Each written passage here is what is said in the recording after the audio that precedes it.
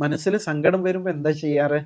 ഒറ്റയ്ക്കിരുന്ന് കരയും അല്ലേ? അല്ലെങ്കിൽ ആരോടെങ്കിലും അത് ഷെയർ ചെയ്യും. അല്ലെങ്കിൽ നമ്മൾ കൗൺസിലിംഗ് സെന്ററിൽ പോയിട്ട് ഒരു സൈക്കോളജിസ്റ്റിനെയൊക്കെ കണ്ട് അയാൾ പറയുന്ന കാര്യങ്ങളൊക്കെ കേൾക്കും. അപ്പോൾ മനസ്സിനൊരു സുഖം. സങ്കടം വരുമ്പോൾ നിസ്കരിക്കാറുണ്ടാവും. അതാ ചെയ്യേണ്ടത് അല്ലേ? മനസ്സിൽ വിഷമമൊക്കെ ഉണ്ടാകുമ്പോൾ ഞാൻ എൻ്റെ റബ്ബിനോട് പറയും, അവൻ എനിക്ക് പരിഹാരം തരും. പഠനത്തിൽ പ്രയാസം തോന്നുമ്പോൾ ചിലപ്പോൾ അങ്ങനെ ഉണ്ടാവില്ലേ, ചില വിഷയങ്ങൾ മനസ്സിലാകാതെ വരും, മറ്റുള്ളവരെ പോലെ പഠിക്കാൻ കഴിയുന്നില്ല എന്നുള്ള തോന്നൽ വരും, പരീക്ഷ വരുമ്പോൾ ആകെപ്പാടെ ടെൻഷൻ വരും. അങ്ങനെയൊക്കെ വരുമ്പോൾ ഫസ്വല്ലി, നമസ്കരിക്കും. നമസ്കാരത്തിന് ഒരുപാട് പ്രയോജനമുണ്ട്. അള്ളാഹു കൂടെ ഉണ്ടാവും അല്ലേ?